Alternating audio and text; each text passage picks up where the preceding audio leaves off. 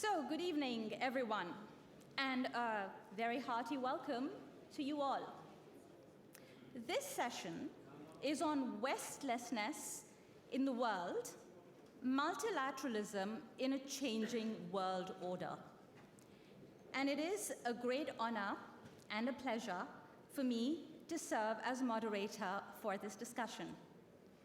We have an exciting and lively 1.5 hours ahead of us with extremely distinguished panelists.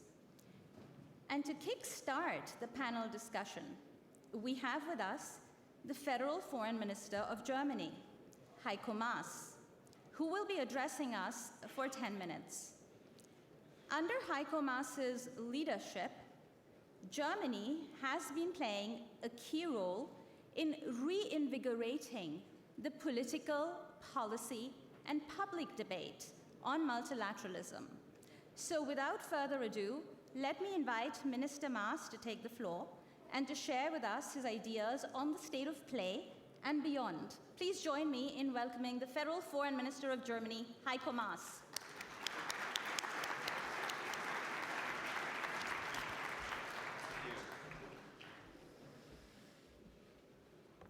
Ja, sehr geehrter Herr Ischinger, Ambassador Ischinger, distinguished colleagues, excellencies, ladies and gentlemen. The world in disorder. This was one of the catchphrases 6 years ago when then Federal President Joachim Gauck was in Munich here and spoke at this conference and called for more German responsibility. If you listen to his successor this afternoon, you must admit that the world in disorder, that is a catchphrase of yesterday, not because the rule-based world order continued its success story started 75 years ago, but because international cooperation has been going through an unprecedented recession for years. A new order is being developed, but it has little to do with principles such as liberal or rule-based. What is new? It's not the rise of China, which we've seen for decades, and the shrinking strategic significance of Europe after the end of the Cold War. That isn't new either.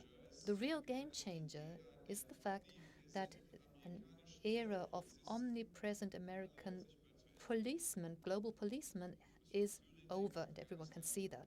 Think of Syria, think of Afghanistan and Africa. Not because the United States are lacking military or economic power, but because the commitment of those responsible in the White House has changed when it comes to the world order that the United States have helped bring about. This is a geopolitical gap that is especially apparent in the Middle and Near East, and this gap is filled by others, Russia, Turkey, Iran, and they often stand for different values, different interests, and different concepts of world order. So the future of the Middle East is decided upon in Astana or Sochi rather than Geneva or New York. Such systems are often built on sand. We can see that when we think of the escalation in Idlib. So, ladies and gentlemen, we Americans and Europeans, we must ask ourselves the question how we could allow it to happen and what we can do in order to change this. We must be critical of ourselves. We Europeans have long closed our eyes to uncomfortable realities. What does it mean for the United States to withdraw from military commitments and from international contracts? We've closed our eyes, but even if we'd kept our eyes open, we couldn't have foreseen how quickly the pendulum of American diplomacy and politics would swing the other way. But there's some good in this development. We saw this during the presentations and discussions we've heard. Everyone in Europe has now understood that we need to do more for our security and for the stability of our neighborhood.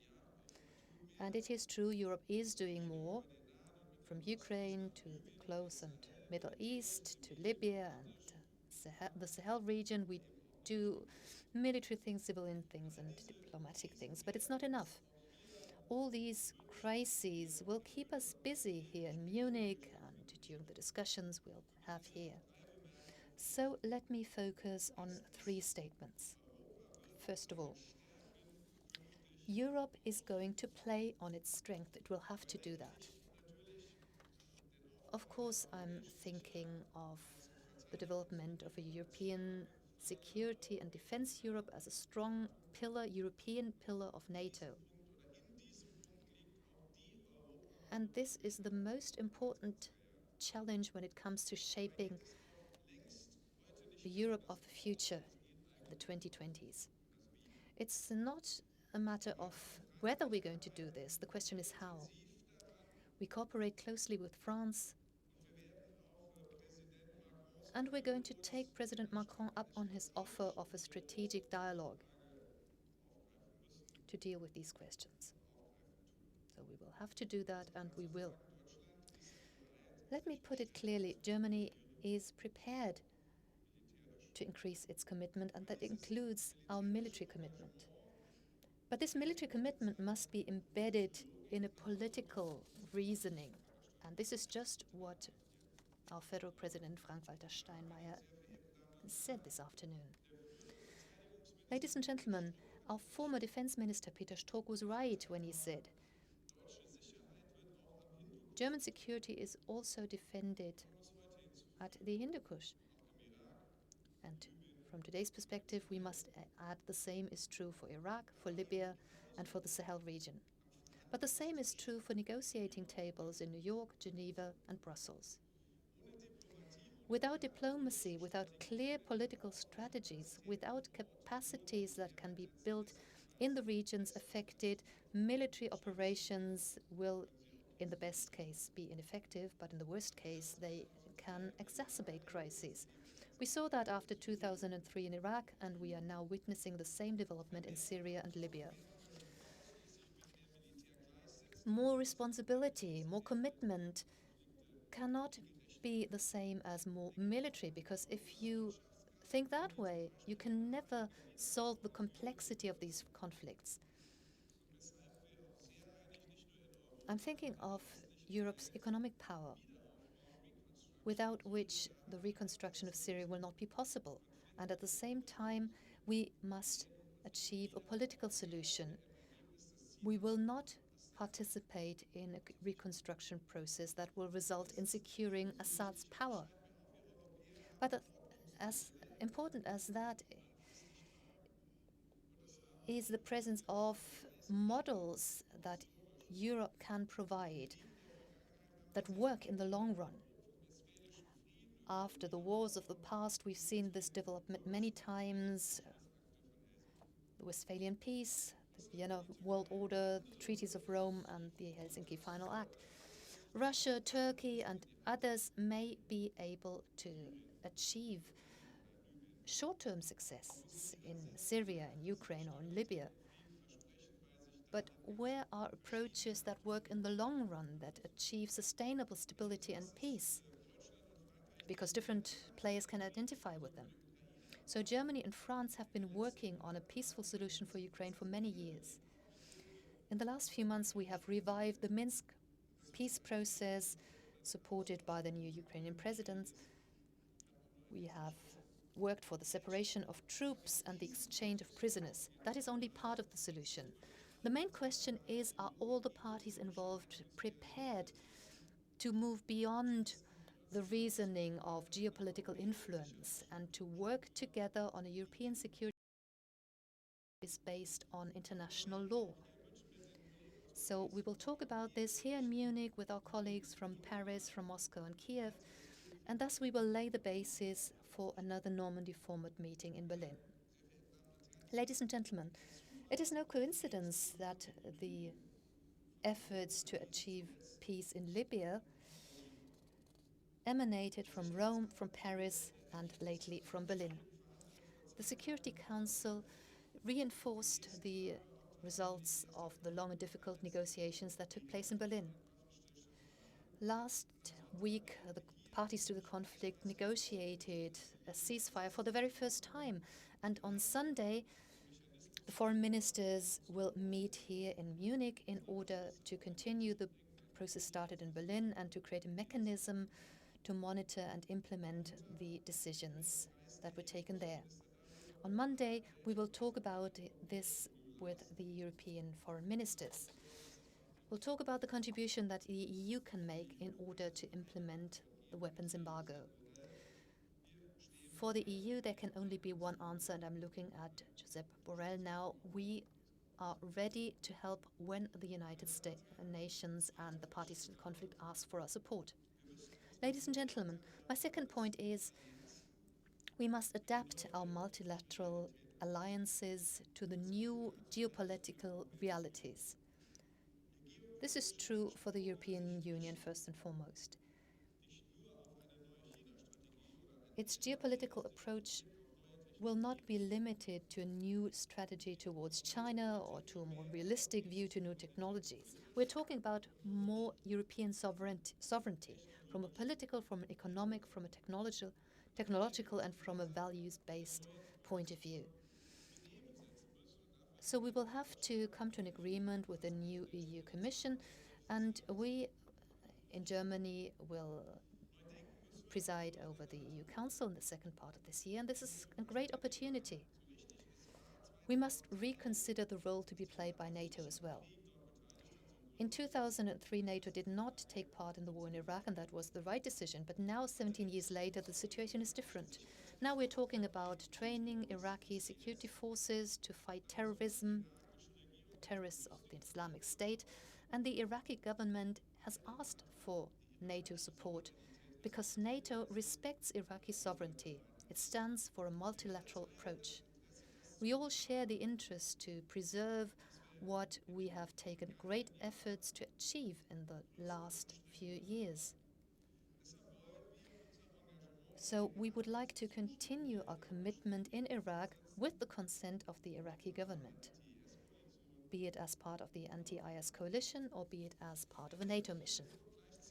So at the end of the day, this will take care of two strategic interests. First of all, we continue our policies in the Middle East, which means de-escalation, not maximum pressure. And secondly, we can help keep the United States in this partnership. This can lead to new transatlantic dynamics, and this is not a side effect, it is our objective. So my third point is more European contributions will keep the United States on board. I'm thinking of Afghanistan. In the past few months, we provided support to the United States. We supported them in negotiating a peace agreement between the parties to the conflict in Afghanistan. An internal Afghan dialogue has been initiated. So we think the reports about a possible understanding between the United States and the Taliban are very positive news. Whether it results in lasting peace depends on the continuation of these negotiations, and we must not go back on what we have achieved. In together, out together is the principle, so that should be our guiding principle. And we are the second largest troop contributor in Afghanistan. I'm also thinking of the Sahel region, which has become a safe haven for international terrorism. Germany and Europe are strongly committed there, militarily and by civilian measures. In the last 3 years, we invested 3 billion euros in the stability of the region. We are prepared to do more. We work on security policies and we help build state structures here. And we will need the United States to do this, because at the end of the day, Islamist terror is a threat to people in Bamako just the same as in Paris, Berlin or Boston. And therefore, ladies and gentlemen, we must talk about transatlantic burden sharing. It's true. In Brussels, in Washington and here in Munich and in Berlin. We know we must do more. The federal president pointed it out this afternoon, and we've started doing that. But let us not narrow down the discussion to this single question. The strength of an alliance cannot be measured in terms of euros or dollars. What we need is a true political debate about the transatlantic partnership in the 21st century,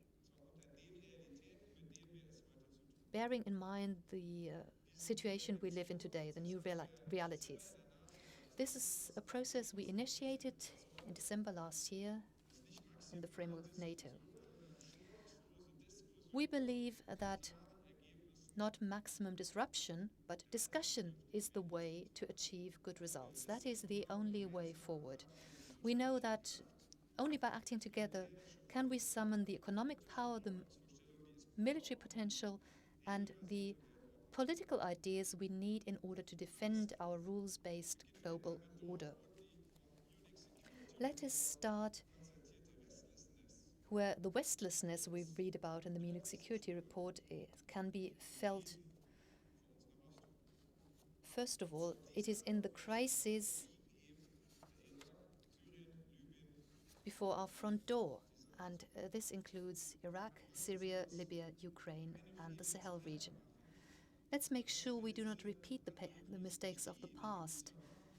Let us not leave these crises to those who export weapons and mercenaries, but not security and peace. Thank you very much.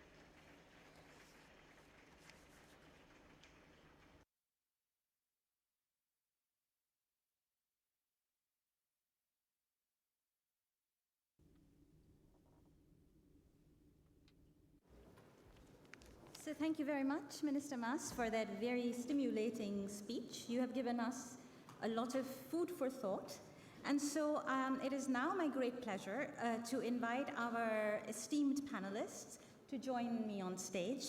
So our first panelist is Dr. Subrahmanyam Jaishankar, the Minister of External Affairs for the Republic of India. Dr. Jaishankar, please.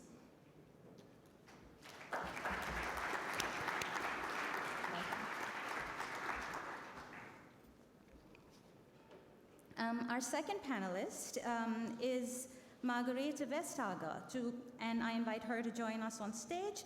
She is the Executive Vice President for a Europe fit for a digital age of the European Commission. You're very welcome. Thank you.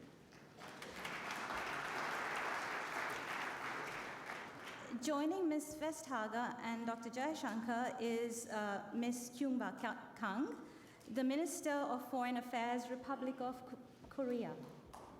Thank you. And last, but certainly not least, I am very happy to welcome Senator Lindsey on stage, the Chairman of the Senate Committee on the Judiciary, United States of America. Welcome.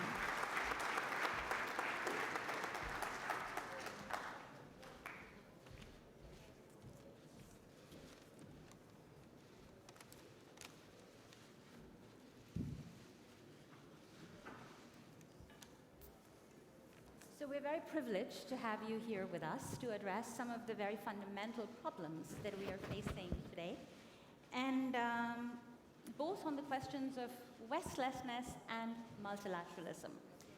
And I'm hoping we can also try and explore some solutions in the course of our discussion together.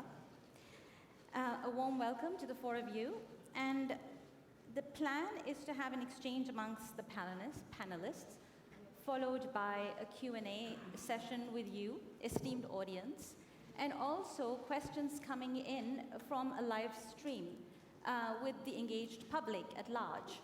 So if you see me fiddling with this device, it's not because I'm checking my Twitter feed, it really is because I'm looking for questions that people are sending in.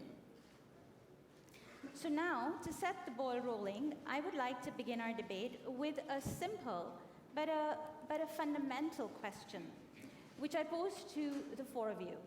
And I would be grateful if you were to restrict your remarks to about 3 to 4 minutes each. And we have further time for debate that way. And the question is a simple but not a simplistic one, and it is, there seems to be a recognition across countries that global problems need collective solutions. We heard that in many of the presentations today as well. There is a recognized need for multilateralism because multilateralism is an instrument that can help us achieve these goals. And yet, we find multilateralism in facing serious challenges. Why is that the case? Is it because multilateralism has failed to serve its purpose for individual countries, for individual actors? Or is it that the world has changed so dramatically that our old institutions are no longer fit for purpose? Or is it this Westlessness that we have been discussing today? Or is it something entirely different? Dr. Jaishankar, why don't I start with you, please? Thank you. First of all, let me say it's a great pleasure to be here. Let me look at the two key concepts you mentioned, multilateralism and Westlessness. Now, I think clearly multilateralism has become weaker, and clearly Westlessness is in evidence. And I would suggest that there is a correlation between the two. It's not to say that multilateralism is solely dependent on the West, or the West has always been faithfully multilateral. I think it is not. But there is a relationship. So what has led to weaker multilateralism and Westlessness? I think the first point is we've seen in the last 20, 30 years economic rebalancing in the world. It was a question of time before economic rebalancing translated into political rebalancing. And we are seeing that. I mean, in 2008, G7, G8 became G20. I think that's the beginning of an era. It's not the last word. So if there's going to be political rebalancing, then clearly we are going to be in a transition era. The second is that there is no question the world is more nationalistic. It's more nationalistic. The United States is more nationalistic. China is more nationalistic. Different countries in the world are. A lot of this nationalism has been electorally validated. And there are multiple reasons. I mean, there are countries where it's a sort of positive, assertive nationalism. In some cases, it's more insecure nationalism. But the fact is, a more nationalistic world obviously is a less multilateral world. The third is the West, which was, in a sense, the old order. I would say if you talk of Westlessness, there is a Westfulness, and no pun intended. But that era, I think the West was so sure that it would sort of extend into infinity, that it actually didn't cultivate broader constituencies of support in the rest of the world.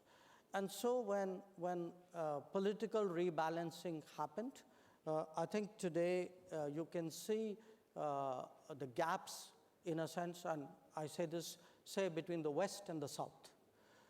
And bear in mind that large parts of the global South are actually democratic, and most of all, beginning with my country. So even though they share a lot of political values and beliefs, yet there is a very visible gap between the West and the South. To some extent, there's the dichotomy of interests and beliefs. A lot of countries didn't practice what they preached. So what happened was, when it came to multilateralism, the exceptions were so many over such a long period of time that I think the rules got weakened. And of course, it didn't help that the United Nations is far less credible than it has been in history, which of course is not entirely surprising, because when you think about it, in your daily life, there aren't too many things which are 75 years old and still as good as they were. So clearly there's something which needs to be done there. A lot of new challenges that the world faces, challenges of technology which were discussed, challenges of connectivity. I think these are not readily amenable to multilateral solutions. These are also less influenced by the West. So the Westfulness factor kicks in, Westlessness factor kicks in there as well. So I think all of these have been trends which have reinforced each other over a period of time. So we come to the other issue raised, so what do you do about it? I think for the West, if it is going to be less dominant in the world, you do what you do in politics. You create coalitions. You look for convergences. So if the multilateral system is not working well enough, you support it with plurilateral arrangements. You make new compacts. So I think those are, and those could be political, those could be security. Burden sharing is a term which has a specific connotation in this geography, but I think it's frankly a practical concept today in the world. I think issues like counterterrorism, maritime security are issues where there is need for greater global burden sharing. I would also say one of the challenges which the West will face is how to get out of the alliance mindset. I mean, it's the business of the West to mind its alliances. I'm not disputing that. But I think the reality of this new world is Western countries have to look beyond alliances and work with partners beyond alliances who will come from a different place with a different history. So how do you develop the mechanisms to work with such countries? So to sum up, really, I would say if you are looking at a more multipolar world, then clearly, how do you, to me, it's important that, and a multipolar world is a Westlessness world. It's important that a multipolar world requires actually more, not less multilateralism, so that there is greater stability, because at the end of the day, when we all speak about global rebalancing, what we don't want is imbalancing. Thank you very much, Dr. Jaishankar. Just a quick follow-up on that, because you ended with this lovely line about a multipolar world requires more multilateralism, not less. To what extent do you think that even the focus of the Western democracies on the notion of the West and now Westlessness is in fact making it harder for them to find common ground with other countries which are from the global south, for example, which perhaps share some of those values? It's just that they don't necessarily call them Western values. We heard a little bit about this also in the previous panel. Well, I think it would sort of depend on the issue. President Steinmeier reminded us earlier in the evening that the United States, for example, is focused much more on Asia than it used to be, much more on Asia perhaps than on Europe. So you've seen a sort of a nimbleness and American adaptability to a new global national security situation. On the other hand, I would say if you look at Europe, Europe has realized the importance of working with the global south when it comes to climate change. So I wouldn't say that one has necessarily been smarter than the other. I think it depends on the issue. I think both have done well in some areas, both have done not well in some areas. Mm-hmm. Thank you very much. Vice President Vestager, over to you. Europe itself is a multilateral actor, and it has been very influential in shaping our notion of multilateralism, a universal multilateralism more broadly, in the way that it negotiates in the World Trade Organization, for example. And yet, Europe too is facing some serious problems. Why are we seeing these problems? Well, I think it's a very interesting question, and as you say, it's simple, but definitely not simplistic. To figure out, well, when we're in a world where we obviously need common solutions, we're not going to fight climate change on our own, obviously, then why is it that we find it so tricky to find it? Well, for me, multilateralism is a tool. It's a tool to be able to do something. And that is the way, I think, for everyone to have a kind of a rule-based international order. You're right to say that the rules were set up by the so-called West, and I think the limitations coming from that they have been well discussed. Also by a perception, right or wrong, that the West also saw itself as being somewhat elevated. And I think it's a very good thing that that has been changed. But the other thing is that our multilateral system was set up in an analog world. And the world is definitely not analog anymore. We are lucky here to have a physical interaction. We can feel each other. We can better, I think, read each other because we're in the same room. But very often we'll not be in the same room. We're in a digital world where opinions are being formed, economic value is being created, great powers compete. It's a major change. And that also means that the tools of power, they do change. That be industrial espionage, tax avoidance, disinformation, foreign influence on elections, terrorist propaganda, the security of critical infrastructure, mass surveillance. We're really in a different world compared to the world when our multilateral system was set up. And that, of course, allows both people and businesses and states to be less accountable. Because it is opaque, this digital world, because we do not have a multilateral system that is digital, and that allows for an opaqueness to come about, which I really do not think serves anyone well.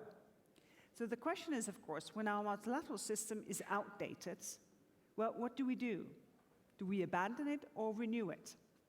Well, as I see it very often in competition law enforcement, which is one of the things I do in the European Commission, well, the fundamental rules, they're fine, because they deal with greed and with fear and with the lust for power. These are fundamentals. And it may be that we're now digital, but as humans, we have not changed whatsoever. I still think that the fundamentals, they remain the same. And the tricky thing is that if we allow a world without order then to be the new world, well, we know what is going to happen. Then the weaker ones, they will suffer because of the strength of others. And we know from history what that leads to, and that's, I think, we should not allow to happen. So I think it's very important that we find ways to change the way multilateralism works, but not to give up the tool, because the problems are the same. Security problem, climate change, tax avoidance, these problems, they need a global approach. And Europe will participate in that renewal of multilateralism and to find new ways. But of course, we'll try to do that from a position of strength, because I think that nationalism is a way to renew multilateralism as well. Because when people have a stronger identity, actually very often it's much easier to deal with them, because you know where you're starting from, you know this is the problem, so that you can find a common way to go. So it can be, if interpreted in a positive way, instead of setting us apart, be the thing that allows us to work together in a different way. And in that, for instance, we push for global standards for privacy. And of course, very happy to see that the general data protection rules that we have are inspiring a global debate. We want to have ethical, human-centered AI, especially if it's risky when it comes to fundamental values. Of course, we'll make up our own mind, but of course, we hope to inspire also globally. We're very active within the OECD when it comes to taxation, to sort of renew our take on taxation globally, because in a digital world, it's a completely different matter than what it was 20 years ago. When it comes to subsidies, the WTO really needs renewal. And with US friends and the Japanese, we have proposed changes in order for the WTO to work much better, much more efficiently with subsidies. So I think the important thing is to sort of be more assertive for everyone who wants to be in a geopolitical game, but to use that assertiveness to reassess, well, how can we then make multilateralism work? And at least for us as Europeans, this is a priority. Thank you very much. That is fascinating, and your point about the change from the analog world to the digital world, in fact, being a game changer also for our institutions, is a very important one. And it creates new linkages between economic issues and security issues. But and so you outlined some of the ambitions that Europe could take on in this. And that aligns also with what Minister Maas was saying. He was setting out a very ambitious agenda for Europe. But my quick follow-up on this would be, how ready is Europe to take this on, given some of the internal challenges, internal divisions that Europe faces now, also because of the challenges of digitalization? Well, I think there's a very strong realization of the rebalancing of the economy, and because of that, also rebalancing of global sort of political power. And that basically is a success. It really is a good thing that many more people are richer, better off, assert themselves on a global scale. That's a good thing. The thing is, we have had, may sound strange, but there is a silver lining to everything. The experience during the Brexit, the first phase of Brexit, what the 27 can achieve when coming together. And I can tell you, it wasn't for lack of temptation for one European member state or another European member state to break out of the unity between the 27. But because of the transparency in the process, that Parliament was briefed every week, that member states, they were briefed every week, with the transparency, then unity could be achieved. Because obviously, you put the finger on the sore point. Europe can achieve amazing things, but only if we have the unity and the willingness to find compromise. Mm-hmm. Thank you very much. Minister Kang, over to you. South Korea is also, we have a big debate in Europe about being caught between the pincer movement of China and the United States. South Korea also faces some of these challenges. And has been a very keen multilateralist, as some of your own previous appointments also show. So perhaps you could give us some insights also from the region in terms of why multilateralism is facing this crisis now. Well, I think it's important to start out by saying that the values that have underpinned multilateralism are no longer the preserve of the West. These are now universal values that shape the conduct of governments, civil society, peoples, to varying degrees, mind you, but they are the standards that all countries aspire to achieve. So this idea of Westlessness may be a necessary soul-searching point for Europe, the center of West at this point, and maybe natural. In response to the rise of non-Western powers in other parts of the world. But for somebody coming in from the non-West and taking part in this debate, I feel that the discussion is too insular. And I think we need to take multilateralism beyond the Western, the European context, and to see how multilateralism is played out in other parts of the world. For example, in Asia, we talk about ASEAN centrality.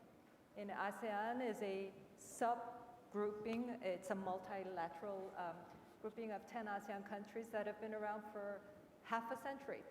And they offer another model of multilateralism that has worked very well for the countries and the countries around the region, including South Korea, now talk about ASEAN centrality. So there's a lot more to multilateralism than the models that we discuss in this context.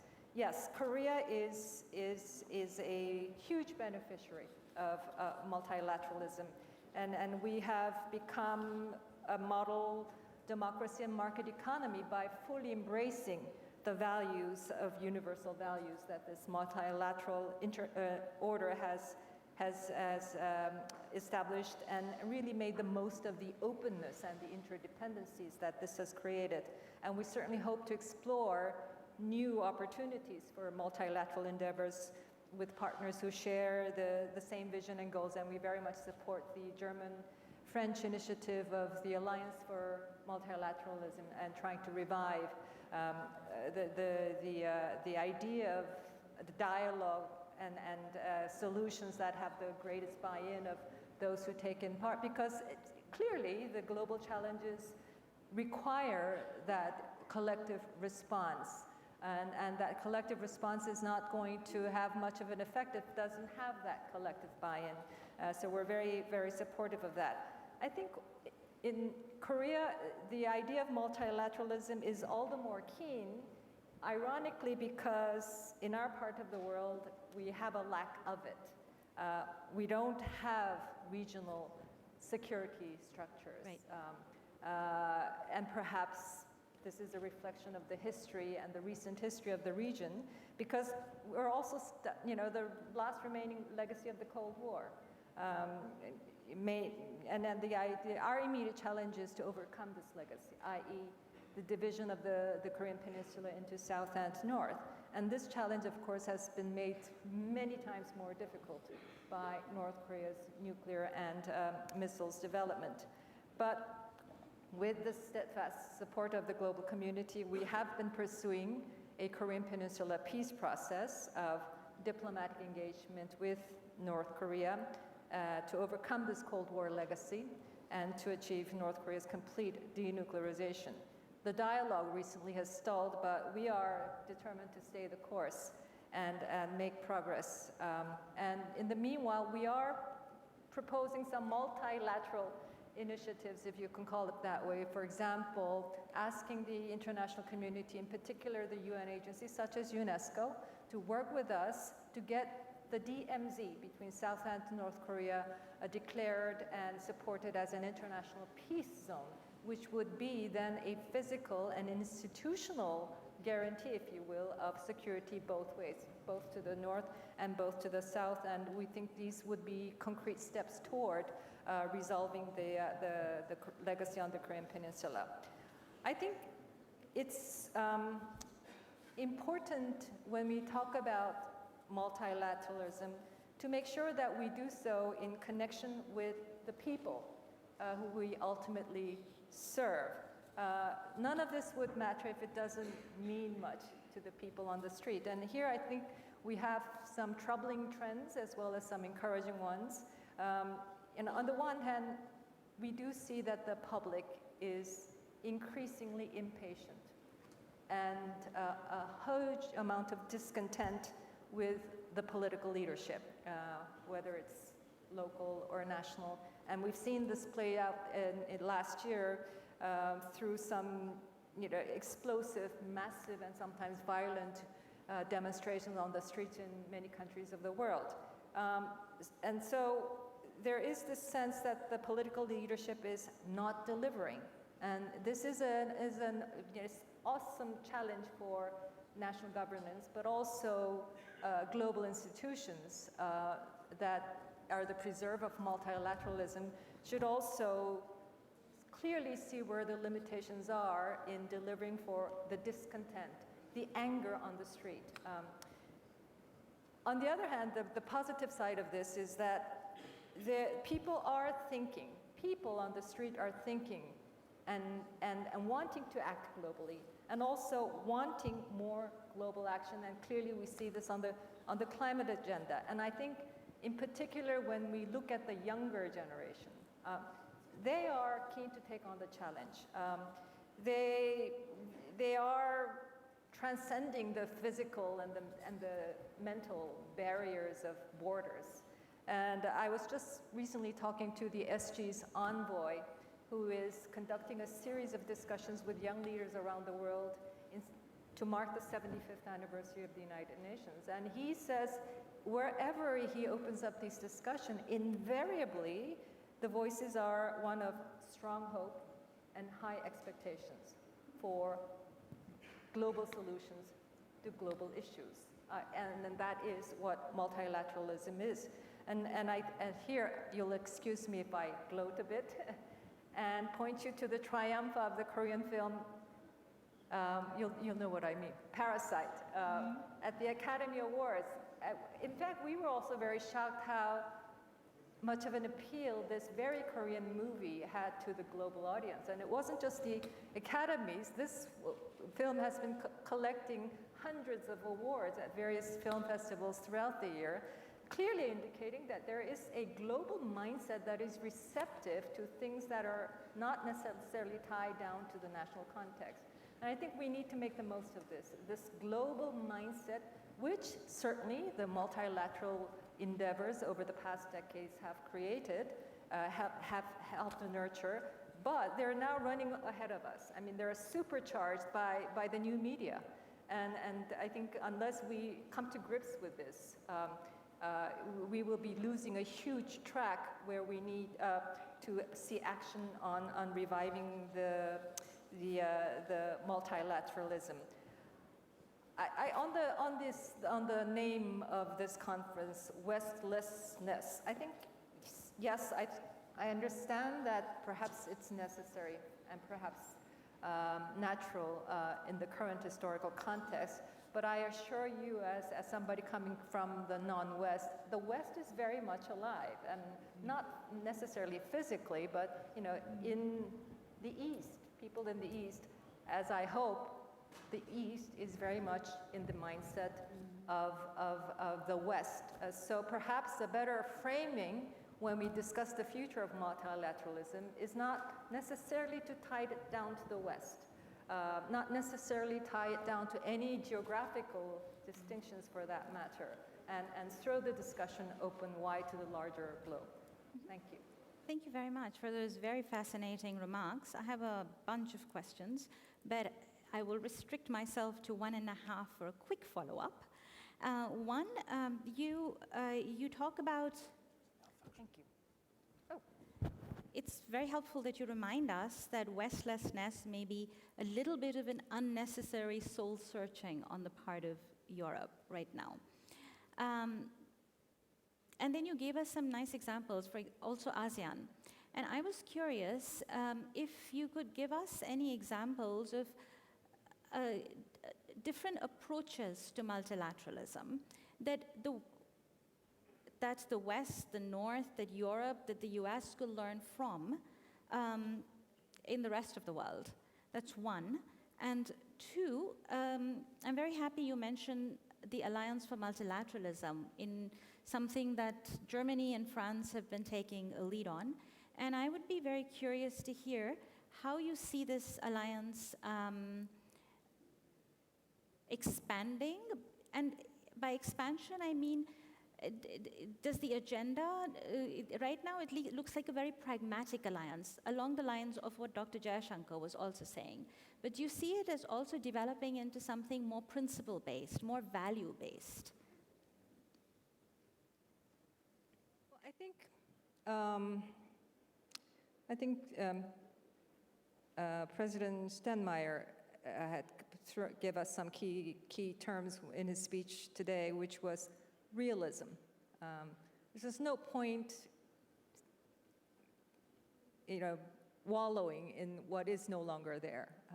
You deal with the reality, and you bring to the table the values that you think are important. Yes, I think values are absolutely important. They anchor the discussions and they give you the direction, but based upon realism and also curiosity. I think we fail in many times when we go, and I know this myself because I've been a part of the system, mainly the Human Rights Office and the Humanitarian Office in the EU. We fail to be curious. We go to the ground with preconceived agendas, and I think that limits us. Sometimes it works, sometimes it doesn't, and much depends on the receptivity on the ground. So I think the president was underscoring this point as well, that realism and curiosity, plus I think he was also speaking about humility. The ASEAN approach is, I think, much more that kind of an approach. It doesn't impose, and I think that not imposing makes it easier for member states to be a part of the solidarity.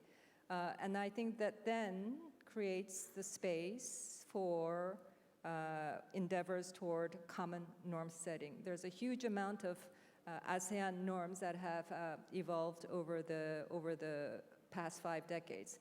It may not be satisfactory to the let's get this done, the quick and wanting to codify everything every time there's an issue. I think eventually codification is important because that's the ultimate standard that you come up with. But I think pacing it with the reality and making sure that the receptivity is there. I mean, you can't go from -10 to 10 degrees overnight. I think you need to have a sense of what is realistically feasible. Thank you, Minister Kang. Senator Graham, we're very happy to have you here with us, and especially as in Europe there seems to be almost a sense of hurt about how the US, the big game changer for many in Europe is that the US, which had helped set up the multilateral order, is now abandoning it. So is that feeling justified that we get in various media reports and various analyses and so forth? And if it is, what will it take to bring the US back to the table? And that's really going back to the fundamental question, why is the US so unhappy about multilateralism as it functions today? Well, one, thank you for having me. How many people here are elected officials? Okay. So we have 40 members of Congress that are here in an election year. How many of you can vote in South Carolina? All right, I'll see you in a minute. So the point I'm trying to make is that we care or we wouldn't be here. You've got the Speaker of the House. You've got the Secretary of Defense.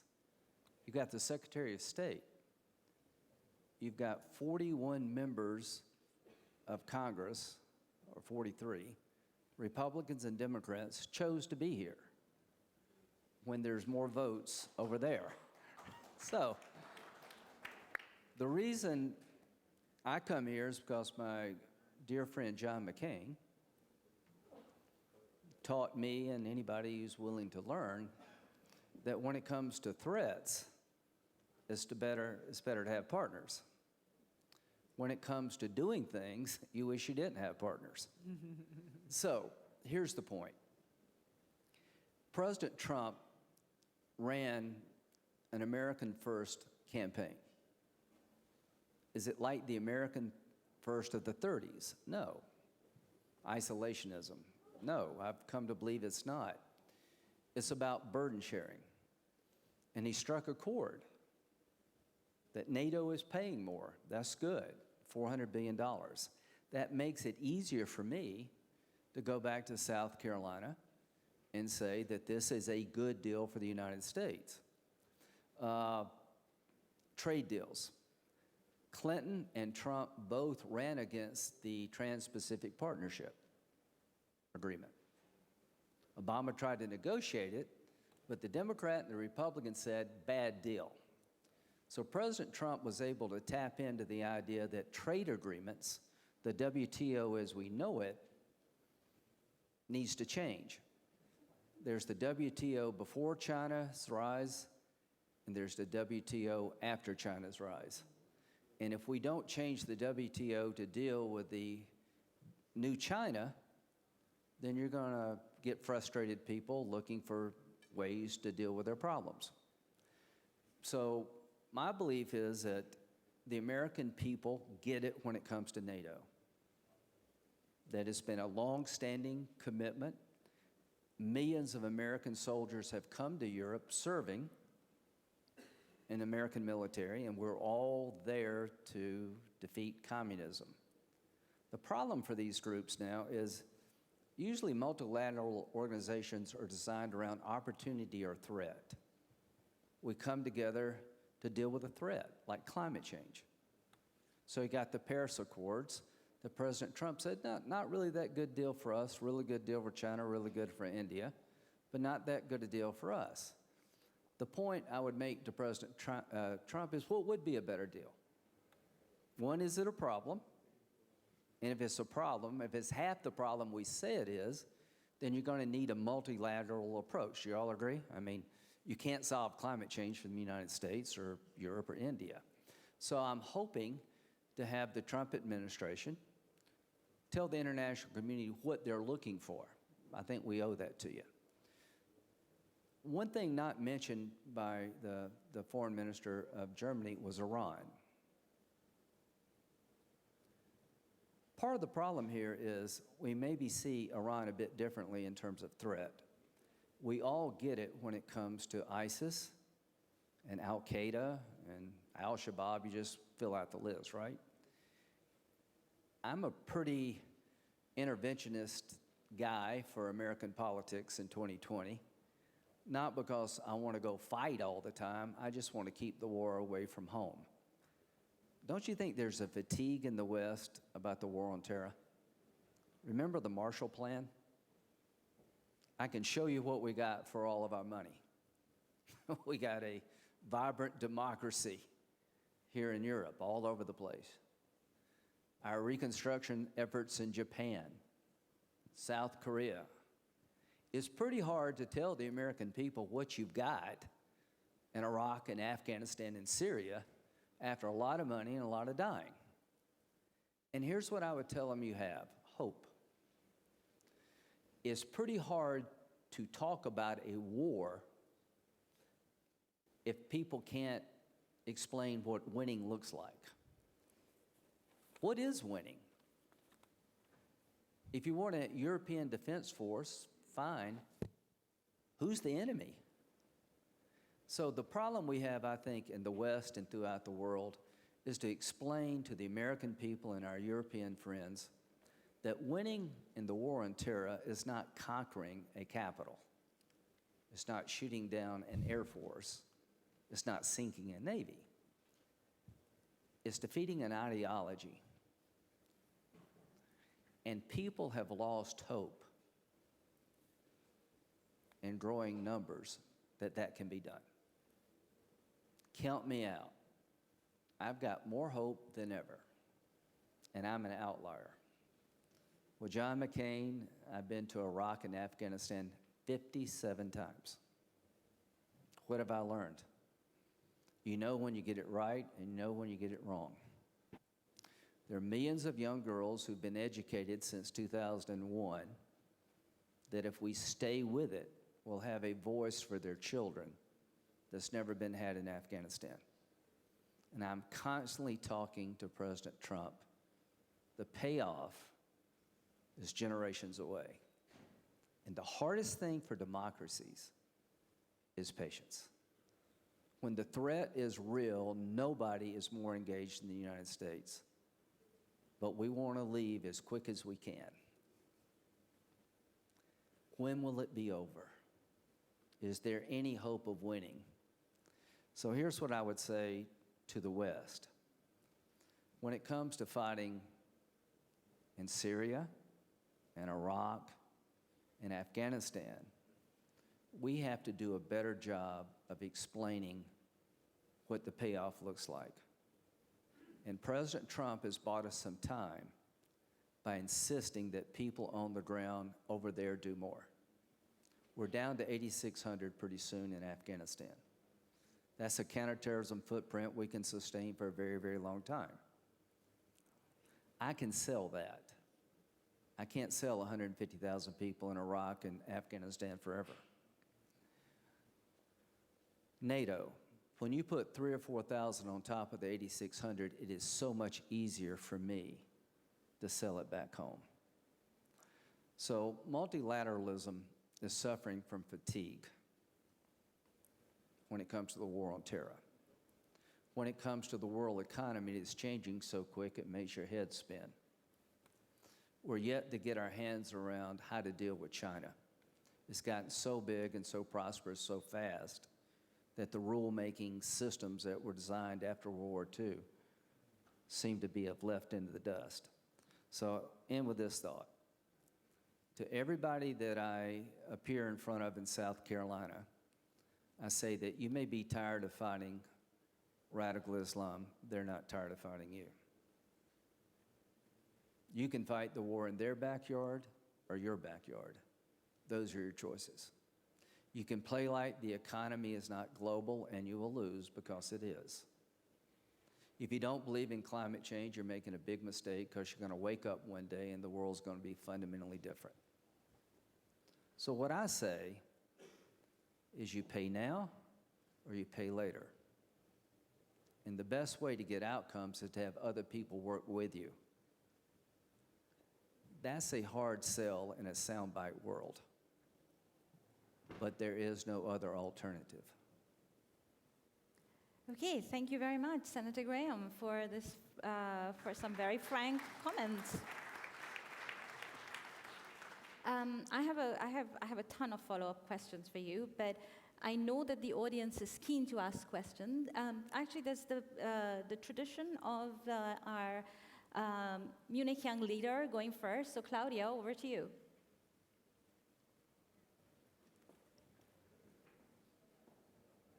Please, Claudia. Hello.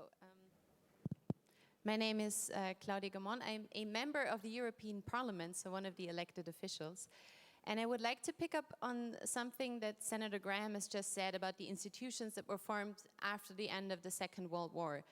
We have talked a lot about the importance of rule-based institutions in multilateralism, but there is one example to make it concrete, the WTO and the missing reforms. However, it has been paralyzed also by something that the United States have done, blocking the appointment of judges to the appellate body, bringing us back to the GATT times, which kind of gave rule breakers the upper hand at the time. And now the EU has joined a coalition to do a workaround around it, diminishing any leverage that would have been had for reform. So, what is the contribution of the United States to reforming these systems, or are you planning to abandon the WTO, and what will happen then? Because this will be one of the points where we could very concretely talk about how to revive multilateralism in today's changing economy. Thank you. Really good question. I think you got to convince President Trump the WTO could work, because I'm not so sure he believes it will. He believes it's failed miserably when it comes to China, but Lighthizer and others see the WTO reformed in the right way as the best control on a China who cheats on multiple levels. So we're having this discussion back home is how do you reform it versus breaking it? And President Trump is going to have to make a decision about when to take the pressure off and engage, give you a list of reforms. What do you want, President Trump? What do you want the WTO to look like? If you don't like the Paris Accords, what do you like? If you don't like the Iran nuclear agreement, what do you like? And I'm not beating on the president, but these are hard things. Britain, if you don't like the European Union, what do you like?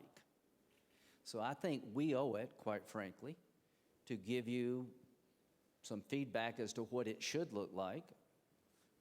I've got an idea with Senator Menendez to replace the current JCPOA with a international fuel bank in France or wherever you want to put it, where all the Arab nations and the Iranians can have all the nuclear power they want, but the fuel rods will be made outside the region, and there will be a guaranteed fuel supply so nobody has to enrich. And enrichment is how you get a bomb. So I'm trying to find ways to not just say what we don't like when it comes to the Paris Accords. Hopefully we can start talking among ourselves as Americans, what would a better deal look like? I think we owe that to you. Thank you. Please, the gentleman in the front.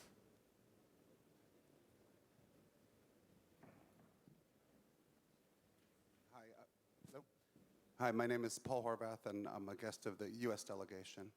I'd like to direct my comment or question to the distinguished Foreign Minister of India, and maybe ask you to expand on I believe is your second point, which is that the West was so sure of its infinite supremacy that it failed to explore other avenues of engagement with other parts of the world.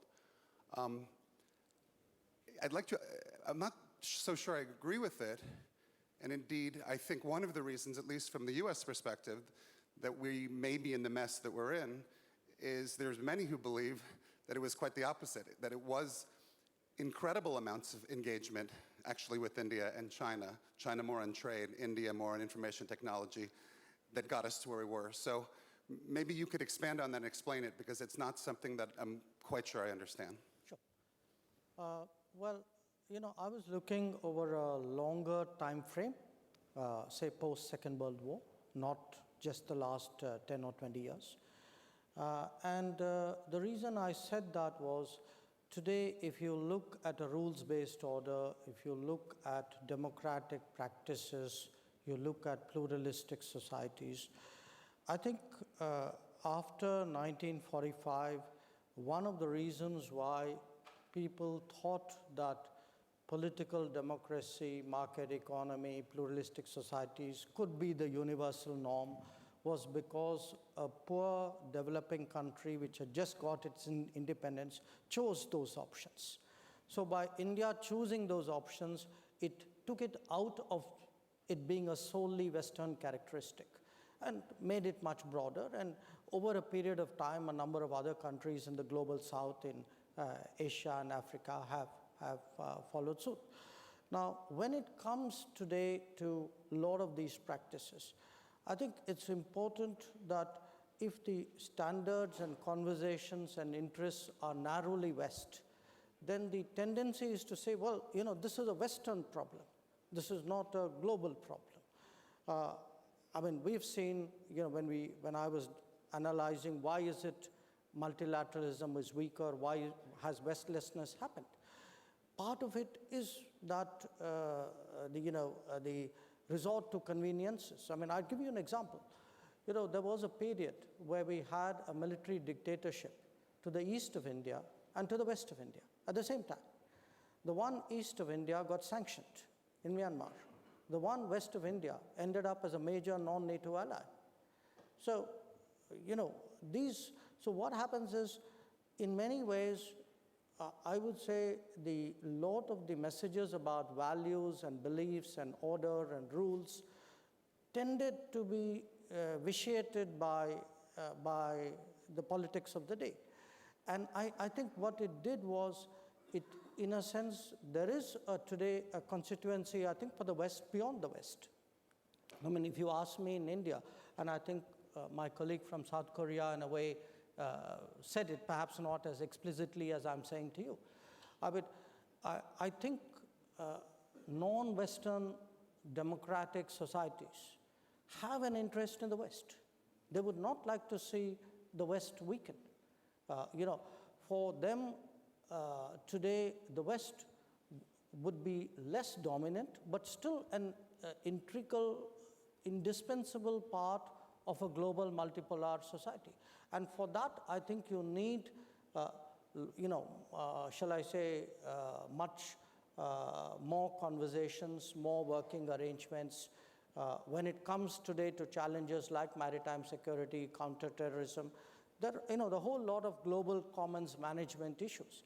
I do think that the West would be better served finding partners beyond the West. And I think beyond the West is open to that. Roland Paris, the gentleman in the back there. Very much. Very interesting discussion so far. I'm Roland Paris from the University of Ottawa in Canada, former advisor to Justin Trudeau. Question is for Senator Graham. And the United States is asking, in some cases insisting, that its allies do certain things in relation to China now. And the question really is whether the United States will have its allies back. And the specific question I want to ask relates to the arrest of Ms. Meng Wanzhou in Canada on a United States extradition request. As you well know, China, right afterwards, detained 2 innocent Canadians in apparent retaliation. And a year ago at this forum, you addressed that issue and you said, and this was very much welcomed by Canadians, that you thought that the Trump administration should be doing more to try to secure their release. Could you comment on what your thoughts are in relation to the U.S. administration's actions a year later? Thank you. I think we need to do more as a world. This is a big deal. Do you understand what he's talking about? Okay, so you got a Huawei official that we indicted in the United States, lives in Canada, you have an extradition treaty. She's fighting extradition lawfully. China grabs 2 Canadians because they're pissed. It could be you next. So what we got to do is get this one right. So when I get back, I just talked to the Prime Minister Trudeau today, and he's been a really good ally standing up for the rule of law. China is not known for the rule of law. They made a deal with Hong Kong, they're trying to break it. If we let them get away with that, anytime you let somebody break a deal to the benefit of you and your friends, you'll regret it if you don't push back. So he challenged us today to try to make this more international response. Not only should we do more, but we should almost have sort of an Article 5 response economically and tell China, when you grab 2 Canadians because of an extradition treaty with the United States and Canada, that's not going to be accepted because literally it could be your citizens next. When you push back on China, they don't play by the rules. Huawei. And the one thing you need to get is that politics back home is about as screwed up as I've ever seen it. We just got through impeaching the president and the State of the Union address. What do we agree on? That Huawei technology is a threat to the United States, and we really think to world order. So Nancy Pelosi and Donald Trump probably are not going to have many dinners together, but if you ask them about British purchase of Huawei, they'll give you the same answer. Now, we owe it to the world, all of us do, to give you an alternative.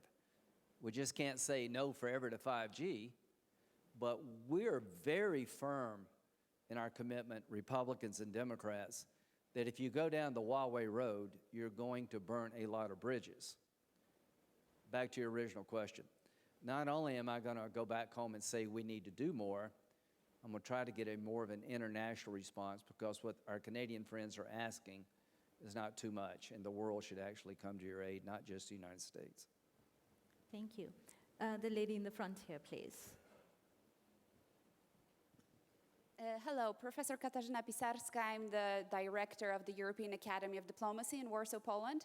I wanted to challenge you maybe on the definition of the West, because the West itself seems very exclusive. I mean, in the sense that you're the West or you're not the West.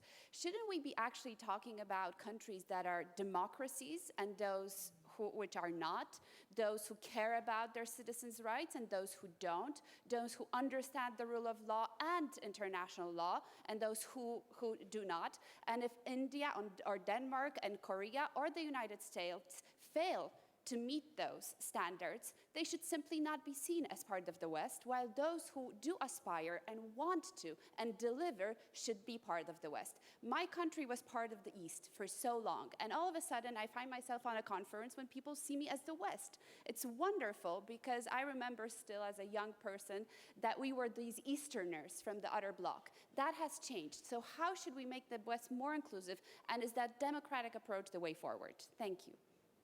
Well, real quick, is the West a synonym, does it mean democracy? When you say West, do you mean democracy? If you do, then it's not about the West. It's about democracy.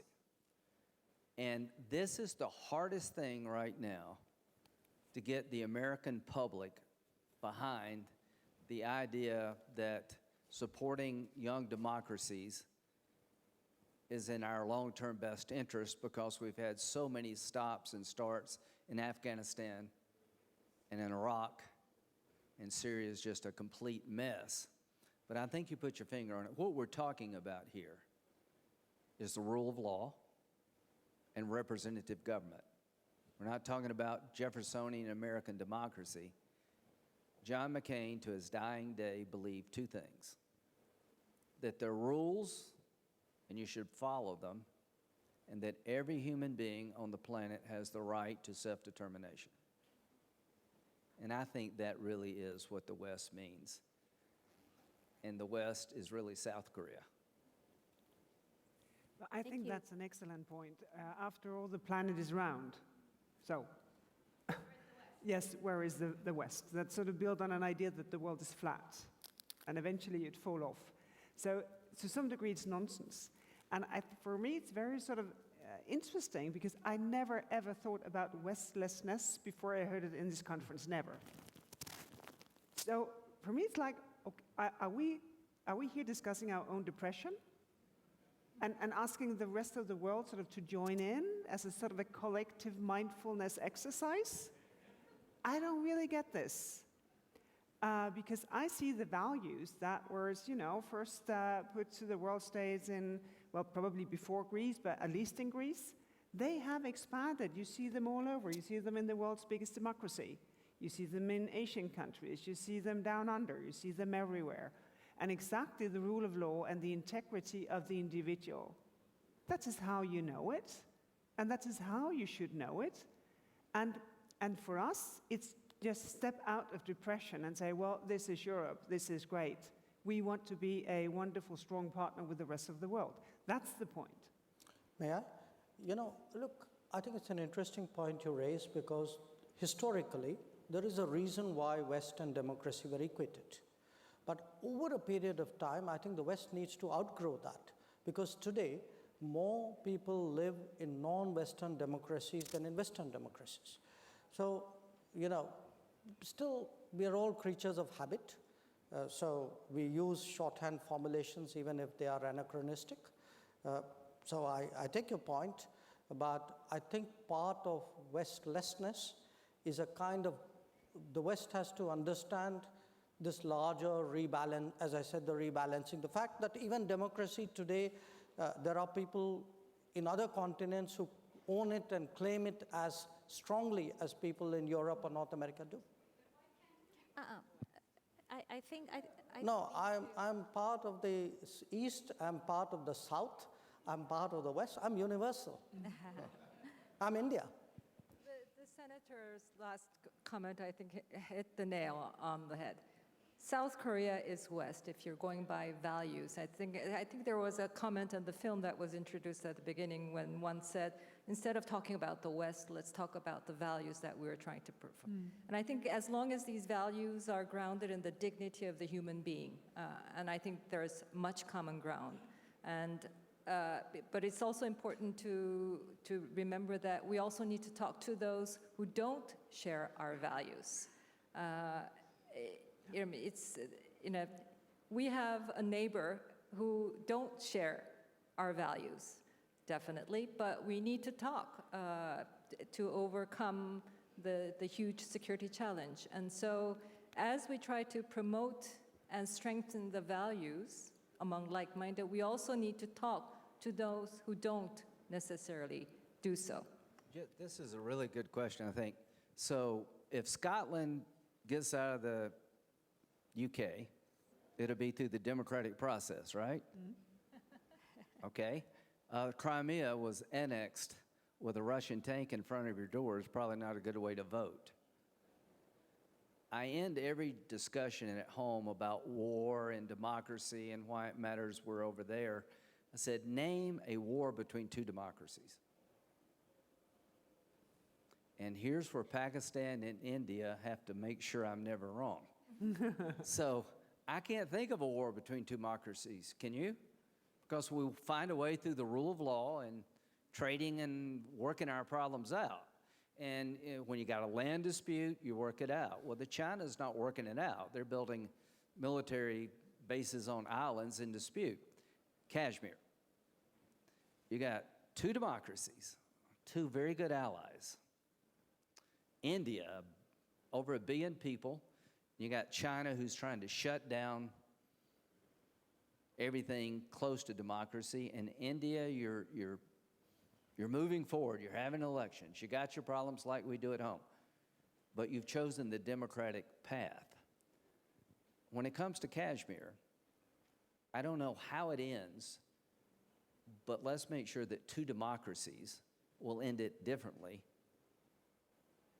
And if you can prove that concept here, then I think it's probably the best way to sell democracy. Don't worry, Senator, one democracy will settle it. And you know which one. The gentleman over there.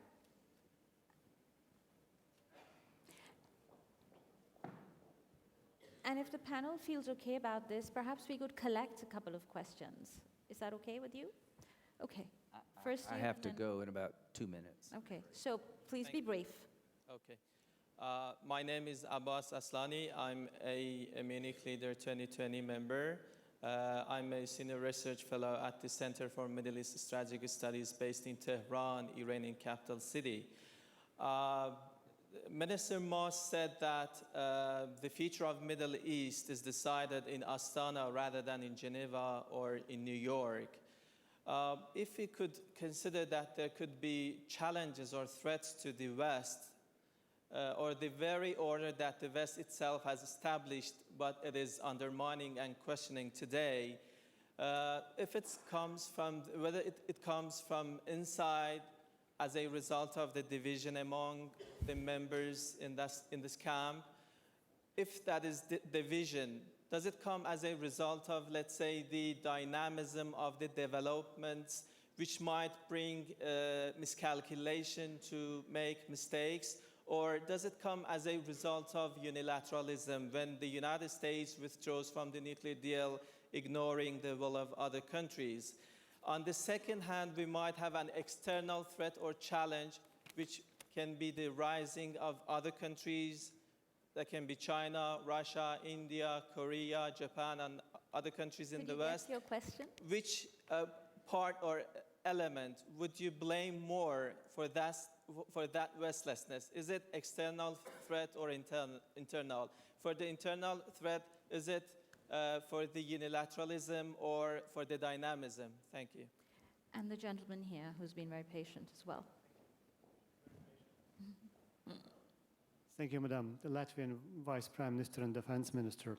I very much agree with Korean Minister because even in Europe we sometimes discuss is every European country enough Western or not, but definitely South Korea and Japan is West in my mind.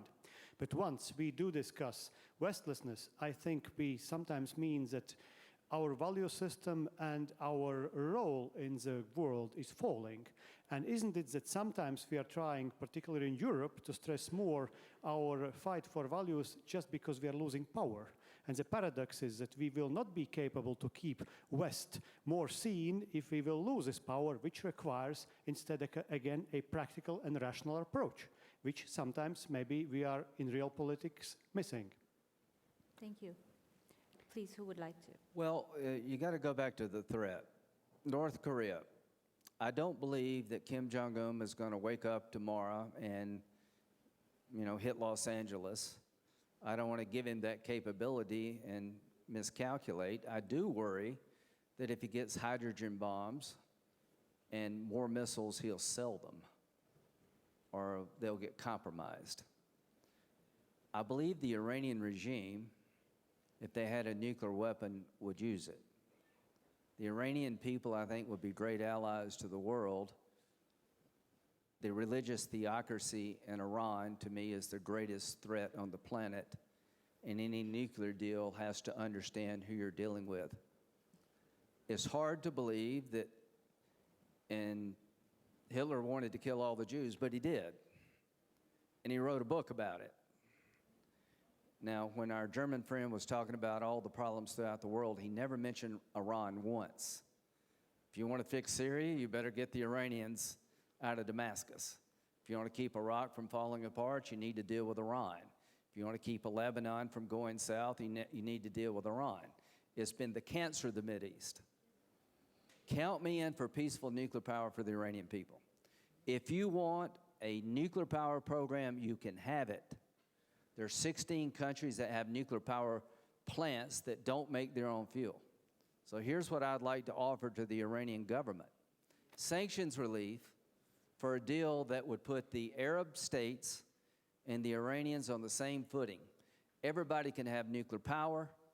The fuel supply will come from France or someplace else, guaranteed, but nobody can enrich. The biggest miscalculation of the JCPOA, in my view, was not understanding who you're dealing with. They want a bomb. I hope they prove me wrong by accepting nuclear power without enrichment. And I've got to go. God bless you all. Thank you. I would like to give, would any of you like to respond to the last two questions? I would like to respond to the last question. Thank you. Because I think the important thing here is that we stop talking about the West, because it keeps us in the past. It keeps us with an idea of the West being a superior place and not accepting the rebalancing of the world. Because basically, the last 70 years have been, in general, hugely successful. In particular, the last 20 years, where we've been fighting extreme poverty, diseases, lack of education.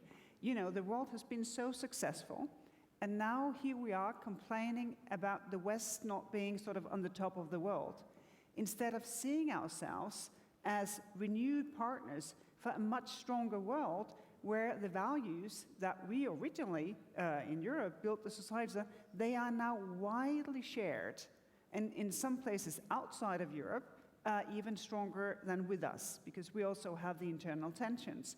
And I think it is important to break out of this and say, well, we're on a round planet, and we find partners all over the world, not in regret of what was, but in full engagement to create a much stronger multilateral system.